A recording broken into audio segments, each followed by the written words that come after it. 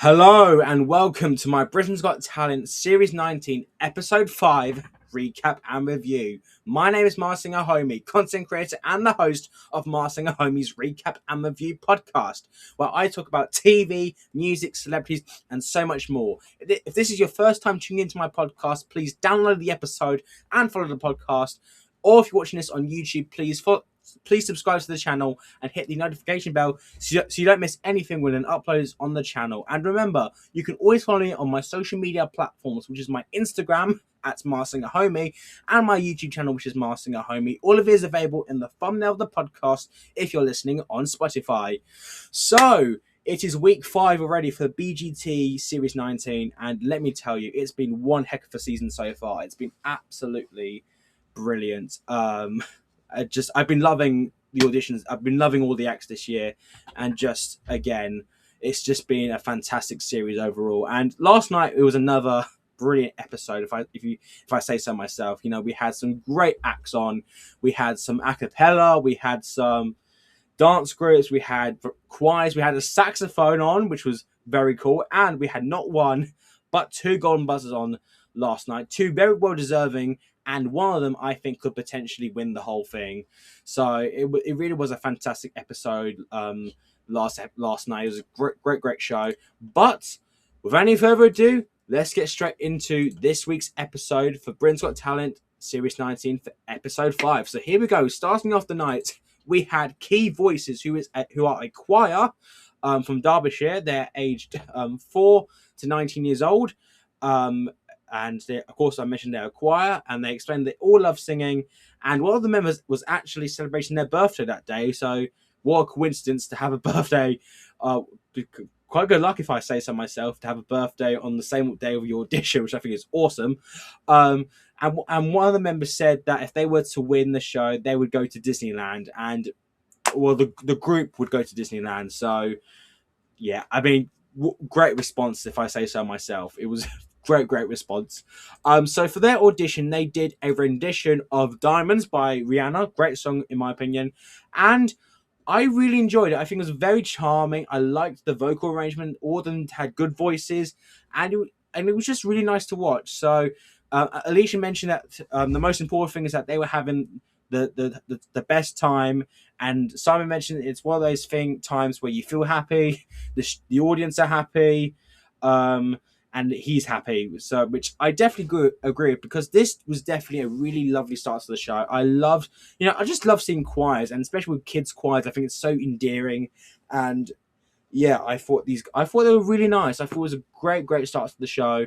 I will admit, I'm not too sure if this is something I could see going to the semi-finals. I'm not too sure. Again, I could be wrong, but I thought this was a really nice start to the show. I think, again, I loved the vocal arrangement of it. I liked the voices, the harmony sounded beautiful together, and yeah, it was a really solid start to the show. And overall, I really enjoyed it.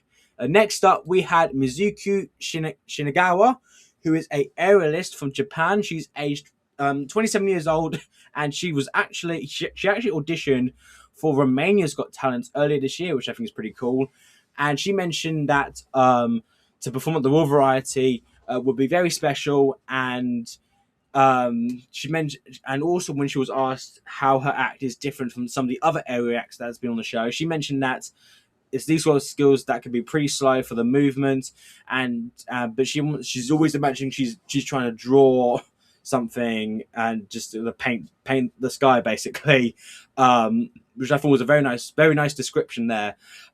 So for her routine, she did a aerial routine to Tattoo by Lorraine, which is a brilliant song, by the way. And it started with her descending from quite high up, and then she started swinging across the stage, spinning as she clutched onto the red silks during the routine. And all I can say is that this was absolutely fantastic. Amanda mentioned that it blew her mind. It was so compelling, complicated, and she's so beautiful. The whole thing was gorgeous, and KSI even compared her to a Marvel character.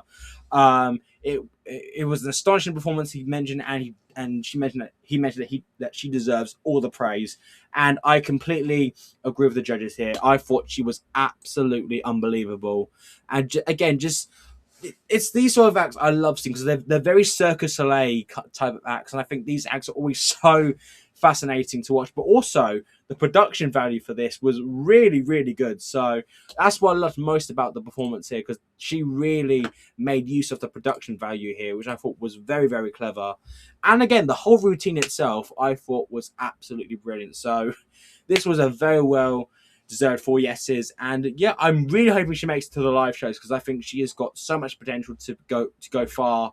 I think she's got all the tools here, and again, I just think aerial routines are just so captivating to watch. And yeah, I think she's just absolutely just incredible what she did. She was just incredible stage presence. Just everything about this audition was absolutely just fantastic. And next up, we had probably the most fun act of the night, which was the epic sax guy, who is from Moldova. And let me tell you, when I saw him on the TV, I was so excited because he was part of the Eurovision back in 2022 as basically with the group Sunstroke Project, which honestly, if you've ever seen that Eurovision performance, you gotta check it out. It's awesome.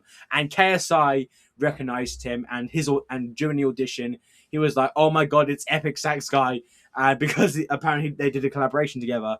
For his audition, he played "Runaway" by Sunstroke Project on the saxophone, and then before they had a VT showing of from 2017 of KSI's version of his performance, which was so funny. But Alicia and Simon actually buzzed him, which I don't really agree with, you know. And KSI, his reaction was just so cool. That's why I love KSI because he's got so much energy, and in a way, like he kind of reminds me of me in so many ways. Like I could be quite energetic sometimes, so I definitely I thought it was just brilliant. I loved this. I thought he was great. Amanda mentioned that he was so funny. He had great energy. But Alicia said that she thought the song was horrific when it first came, but he could play it though. But all the judges said yes to him, voting, making him go through to the next round, which I'm very happy he did because like he just brought the absolute vibes for this performance. You know, his interaction with KSI, and even KSI mentioned that if he were to make the live shows, he'd do a collab with Epic Sax Guys. So you can't be backtracking now, KSI. You can't be doing that, my friend, because yeah, you stuck with your words. You got to make your promise. But again, I really enjoyed him. I thought he was just a lot of fun, and just again, it's why I love this show so much. We get to see acts like this, and yeah, he was just so fun to watch. I just really, really enjoyed him. He was just such a ball of energy. And I'm kind of hoping he does make it to the live show because I just think he's great at what he does. And yeah, it would just be awesome to see him hopefully get to the live shows because I loved it. That's what I can say. I just loved it. Next up, we had Anton Deck's Golden Buzzer, which was for Ted Hill, who is a stand-up comedian from London. He's aged 31 years old. And he's also a science presenter.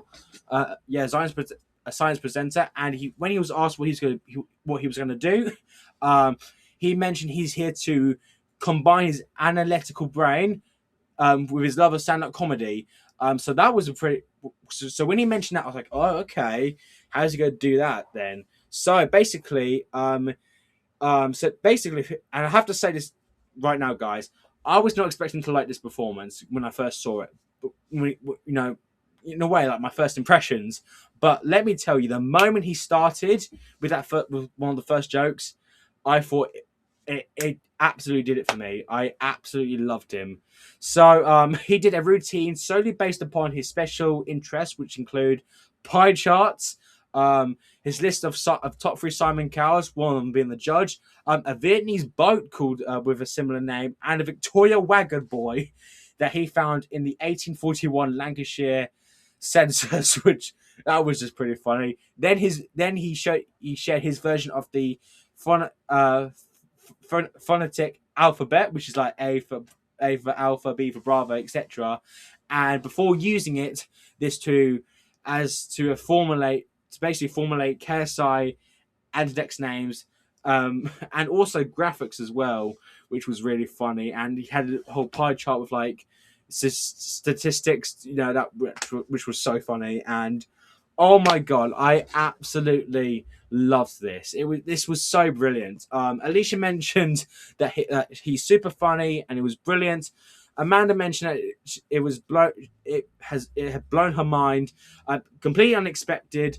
And as soon as she was talking midway through, Anton snuck up behind the panel and they gave him the golden buzzer, which honestly I think was such a deserved golden buzzer in my opinion. He was brilliant, and I know that maybe some people may not like this type of comedy, but for me, it was absolutely brilliant. And I just think he's someone I could easily see doing shows like 8 out of 10 Cats Does Countdown, and in a way, I think he's just really he's just so likable as well. And not only do I think he's really funny, but he's also so likable as well, which I think makes him even more. Again, I just think he's just I just love him. I love everything about him. I love the whole routine. The material was well written. The combination of the PowerPoint, the pie charts, etc. It was just brilliant. I just think he was just such a breath of fresh air. Something very unique in terms of the comedy we've seen over the years. And I could definitely see him being a potential dark horse, in the competition. So I'm definitely excited to see what he does in the live shows, because I think he has got so much potential to go far. And I think, again, I want to see him do well in the competition. And I just think he's just brilliant. He's absolutely fantastic. Next up, we had the Managerie Club, who are an a cappella group from London. They're aged 22 to 26. And they talked about how they met one another in Durham University, which I never know where that place is. So for their performance, they did an a cappella performance which had them doing K-pop Demon Hunters Golden, which is, a classic, isn't it? Man I Need by Olivia Dean, and Beautiful Things by Benson Boone. So it had 5 members singing the renditions, where the other member was doing some beatboxing, which I thought was awesome.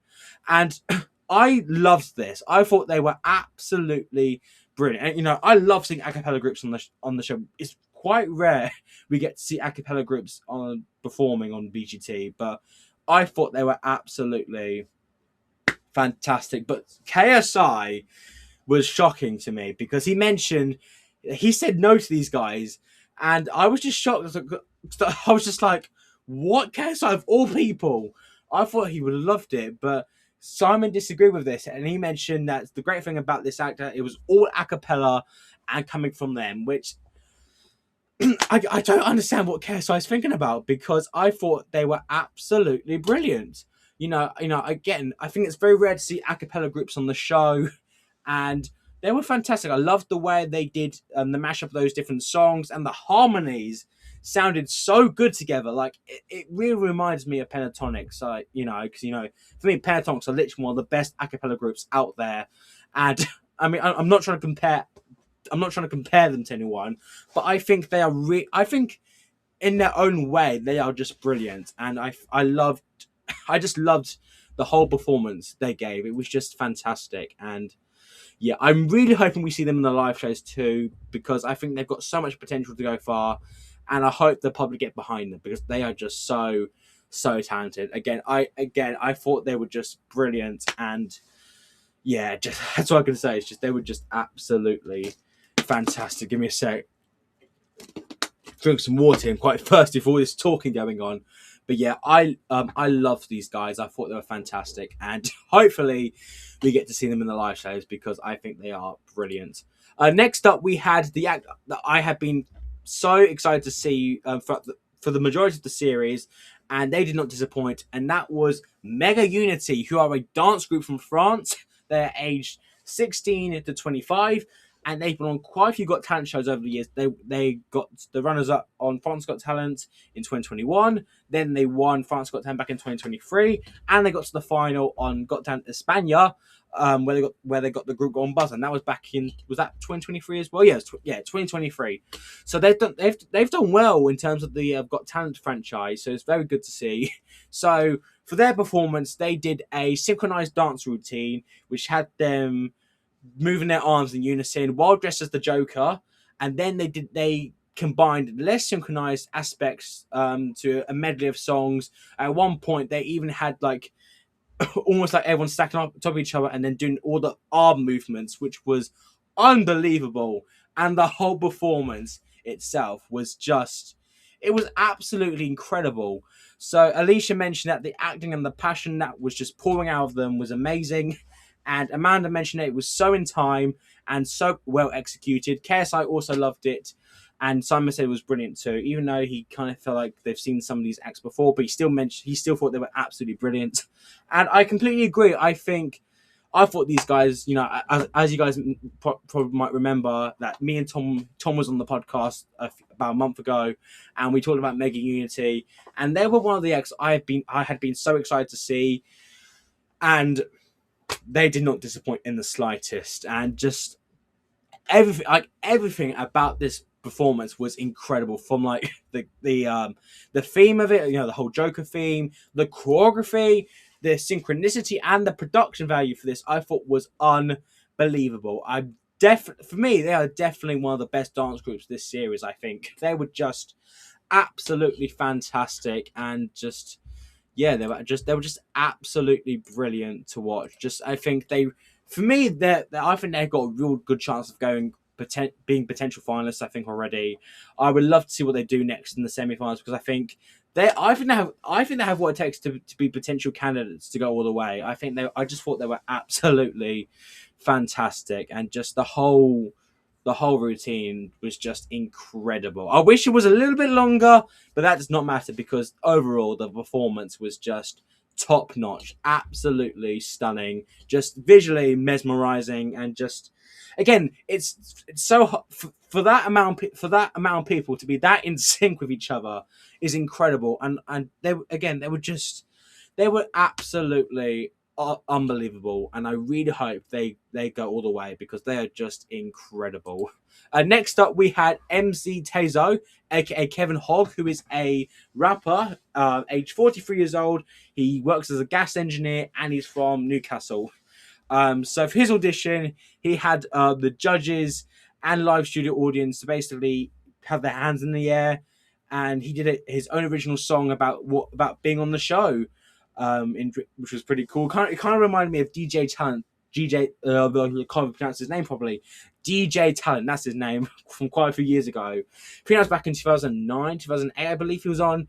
But his performance was actually buzzed by Alicia and Amanda, but Simon loved it, and KSI was out of his seat doing all the whole dancing. So that right there just showed how much he was loving life, basically. But you know, Simon mentioned that it was fun. He thinks people are going to like him, but Alicia actually disagreed here, because she was more critical, saying that she was hoping it would be amazing, but it was slightly out of time. So he actually got 2 no's and 2 yeses, but Simon opted to overrule this and basically give Anton Decker yes votes each, and then so he could be put through to the next round. Which, to be honest, I'm not really mad about, because I actually really enjoyed him. There's just like, I don't know why, but like again, like he really brought the energy with this performance here, and just again, I think he's just like, it was just so fun to watch him, getting the crowd involved. I loved that I just thought he was just so much fun to watch. Again, I don't think he's going to win or anything, but I do think that I don't know. But still, nonetheless, I still really, really enjoyed this performance nonetheless. And yeah, I don't know if he's going to make the live semi-finals, but nonetheless, I still thought it was a brilliant, brilliant performance overall. Next up, we had Jake Banfield, who is a magician from Essex. He's aged 37 years old.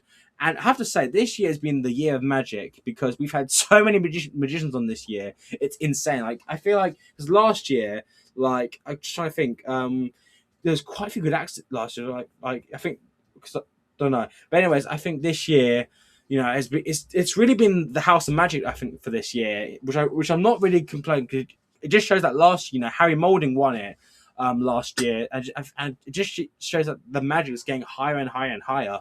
Which I think is awesome. So for his performance, he had his wife and beautiful daughter in the audience with him. So for his performance, he tore apart and set light to a family photo, which was suddenly restored, which I thought which was a very nice sleight of hand there. And then he had each of the judges to pick a card based on a decision made by each of them about a certain aspect of a card, which was the seven of spades, before having everyone in the audience to attempt to hit exact 5 seconds on their phone stopwatch. Which, by the way, that would drive me crazy if I were to be that accurate. But Simon got KSI got the closest with 5 seconds and 3 milliseconds, and he gave him a second attempt where he overshot it once again with 5:19, and then he took this note on of excuse me, he took note of this, and he invited his daughter and wife onto in front of the panel, and he had Simon to choose the 19th card of the deck, and lo and behold, it was revealed to be the selected card, which was the seven of spades. And I was really impressed with this performance here. I thought it was fantastic, and seeing his daughter there was so adorable. And he even she said to her mum, she's like, "Why is he burning our photo?" Like that kind of melted my heart. I was like, "Come on!" I was like, "Come on, don't burn that family photo. Your daughter's there." But honestly, it was just adorable. Alicia mentioned that right at the end, she felt emotional, and it's just because I think because of him, his character, seeing his family there was just a great find. And Amanda mentioned that she thinks that pulling at the people's heartstrings is what makes a complete difference to see how they see magic, and he did it beautifully.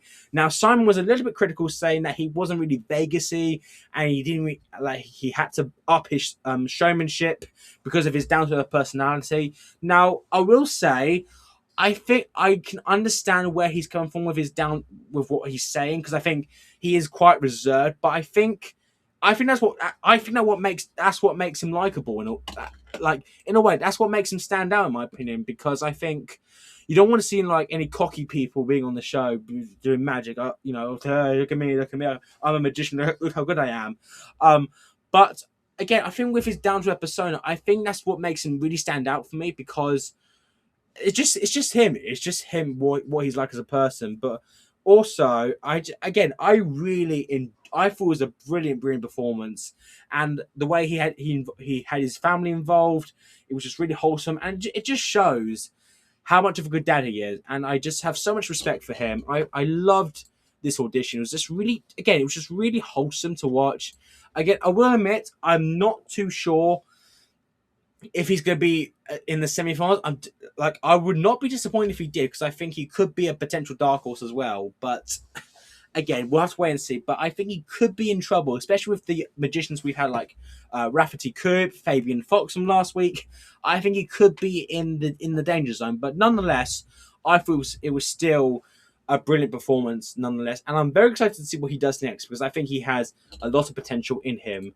And finally, we had the last act of the night, which was Simon's Golden Buzzer for Massey J, who is age 27 years old. He is a part-time waiter, and he's originally from the Philippines, but now living in Glasgow, Scotland.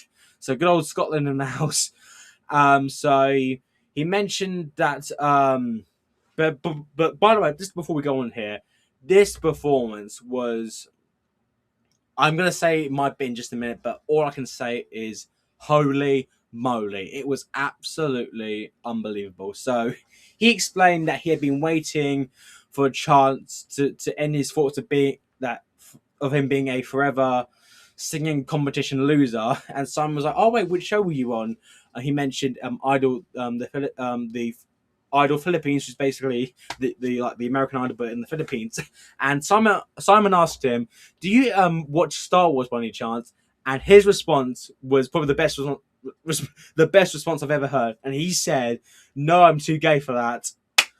What a response that is! That is a brilliant response. And he mentioned that he wants to sing for a wide audience on a daily basis and make music, and also conquer the world, which I think is a great bit of confidence there. But we've got to talk about his performance here, which got him that golden buzzer, because let me tell you, this was unbelievable. unbelievable. So he did a rendition of Purple Rain by Prince. And by the way, that is an outstanding song. And, it's a very challenging song to sing, especially when you're a Prince fan. And he absolutely blew the house down. Like, he was just...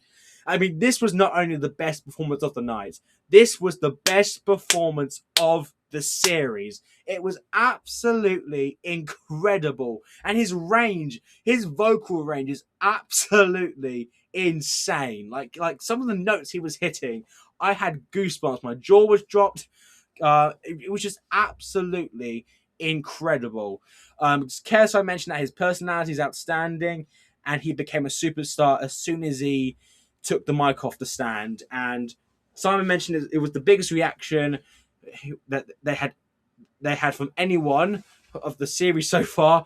And then he pressed the golden buzzer straight afterwards. And I mean, what else is there to say? Like, this was so well deserved, and he was absolutely incredible. Like, everything, like his voice is incredible, the arrangement, like everything about him I love. And honestly, I'm telling you right now, mark my words right now, March 29th of 2026, we have just found ourselves a superstar. Right there in the making, folks. Right there. And honestly, I think we could be potentially looking at the winner of this year's show. Like, he was just unbelievable. His voice is just incredible, and just it was absolutely unbelievable. He so deserved that golden buzzer too, and I could not be more happy for him, because he is just so talented, and his voice is incredible. Everything, absolutely everything about this guy just screams star quality. And can you imagine what songs he could do in the live shows? Like, I could already see him doing And I'm Telling You, and even like he would absolutely crush that performance. So I am so happy he got the golden buzzer. Best performance of the night, best performance of the series. Such a deserving golden buzzer. And I think we may have just found one of the potential candidates to win the whole thing. He was absolutely exceptional. So before we end off the episode, let's talk about my draft for week 5. So for the finalist category, I have Matty J and Mega Unity. I think Matty is almost a guaranteed lock at this rate to be a finalist. I'm really hoping he does. And Mega Unity, I think, could potentially be a possible finalist. And again, I love seeing dance groups on the show, and I just think for them, they just seem so... I don't know, like, I just think they're so fascinating to watch, and I can already picture them doing very well in the semi-finals to hopefully get into the final. And now for the semi-finals category, I have the acapella group. I have Ted Hill, which again, I think he could be a possible dark horse when thinking about it. Jake Bangfield, I have as a semi-finalist for now. Again, I think he could be at risk of being home in the being sent home in the deliberations, because I think, some of my voice is killing me already. Just because of the standards of magic we've had this year. Mizuki, I think will be in the semi-finals, and Epic Sax Guy had to be there. I don't care what anyone says. I love the guy. He's not going to win, but I don't care. I love him. And for the deliberations, I have MC, Taser, and the key voices, which I think... Again, I think with key voices, I think they are good. I think they're fine. But would they have them in the semi-finals? I think it's possible, but for not my cup of tea in a way. And MC, I think he's very likable. I think the rapping was good, but would they have him in the live shows? I'm not too sure. But anyways, this is my draft for week 5. But I'm hopefully to get maybe one of them correct once we get to the final stage of the competition, because,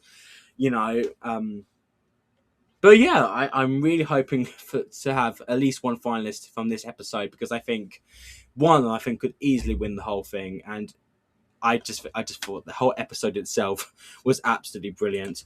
So there you are. That is my review of episode 5 of Britain's Got Talent Series 19. Let me know what you thought of last night's episode down below. Next week we'll have Stacey Solomon joining the panel again for in Birmingham, which is going to be awesome. Her golden buzzer will be on next week, so I'm very excited for that. And also, I'm going to be doing my early finalist predictions this week on... I'll be recording the episode tomorrow, and then on Wednesday is when it'll be dropping out on the podcast. So stay tuned for that, because I have my finest picks already written down, and I cannot wait to share with you guys. It's going to be a great episode. I cannot wait to be doing it. But that's it for this episode. Thank you so much for listening. If you enjoyed it, please download the episode and follow my podcast so you don't miss anything when a new episode drops. But also subscribe to my YouTube channel and turn the notifications on so you don't miss any content on there. But once again, thank you so much for listening to my BGT Series 19 Episode 5 recap and review. And of course, I'll see you guys next time.